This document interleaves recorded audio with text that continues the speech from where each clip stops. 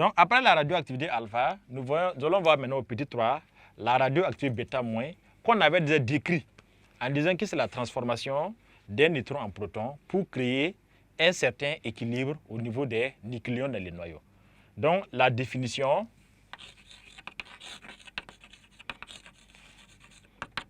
donc, la radioactivité bêta moins, ici, c'est précisément l'émission d'un électron.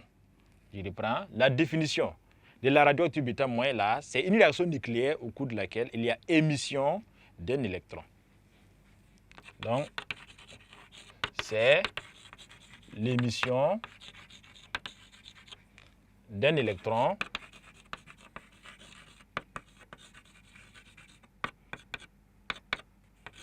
donc l'électron, on avait dit, il est caractérisé par E moins 1 et puis 0 au cours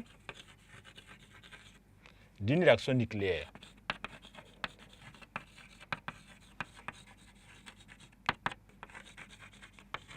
Donc, au cours d'une réaction nucléaire, de la réaction nucléaire précisément spontanée.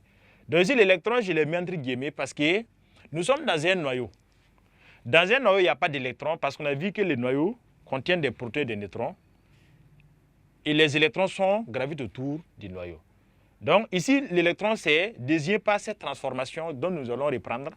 Donc un neutron, donc 0, 1, N, va se transformer en un proton. Proton là, c'est charge, c'est 1 et masse, c'est 1. Donc, plus une particule E, en tenant compte des lois de conservation du nombre de charges et du nombre de masses que nous avons vu là. Si ici c'est 1, ici c'est 1, c'est qu'ici forcément en haut c'est 0. Alors, si nous avons 0 et que le proton, nombre de charges c'est 1, il faut que ici nous ayons moins 1. Là, 1 moins 1 va donner 0. Donc, voici la transformation qui se produit.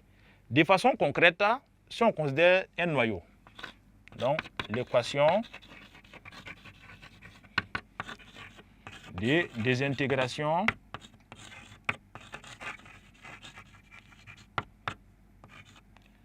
bêta moins. Si nous prenons les mêmes noyaux d'uranium, 235, 92, alors qui va se désintégrer pour donner un noyau fixe qu'on note Y. Alors, on dit qu'il y a émission d'un électron, donc on va alors ajouter E, moins 1 et 0. Et dans le cas de ce type de réaction, on ajoute à la fin une autre particule qu'on appelle l'antineutrino. Donc l'antineutrino que nous notons V avec nombre de charges et nombre de masses, tout est 0, 0, V bar. Donc appelé antineutrino. Donc, mais cet ajout est facultatif. Alors, si nous vérifions les lois de conservation des charges, comme ici on a moins 1, alors ici nous aurons alors 93. Donc là, 93 moins 1 va donner les 92. Ici, comme c'est 0, ça veut dire qu'au niveau des nombres de masse, nous aurons également 235 avec cet exemple. Donc voici comment se produisent les radioactivités bêta moins. De façon générale,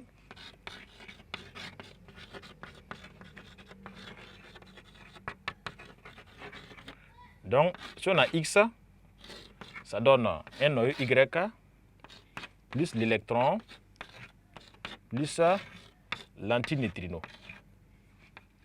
Donc, en tenant le nombre de conservation de charges, ici c'est A, ici c'est Z. Donc, si ici c'est A, comme c'est 0, 0, ici ça va être A aussi. Et comme ici c'est Z, et que ici nous avons à gauche moins 1 et puis 0, il va alors placer ici Z plus 1. Là, Z plus 1 moins 1 va donner le Z qui est de l'autre côté. Donc, voici comment on écrit cette équation. Et aussi, on passe à l'énergie libérée par un noyau. Énergie libérée. Donc, par la radioactivité bêta moins évidemment. Donc, on va essayer, pour regarder l'exemple qu'on a pris ici, cet exemple-là. Donc, Q égale à delta MC carré. Delta M égale à quoi? On va prendre la masse de l'uranium ici, moins la masse de noyau fixe, moins la masse de l'électron. Voilà, donc cette particule a une masse qui est généralement très négligeable, qui n'est pas prise en compte. Donc, ou bien si on prend avec la formule générale, ça va être la masse de X, moins la masse de Y, moins la masse de l'électron. Donc, on va prendre la formule générale. Donc Q alors égale à mx moins my moins m de l'électron, qu'on appelle particule bêta moins aussi.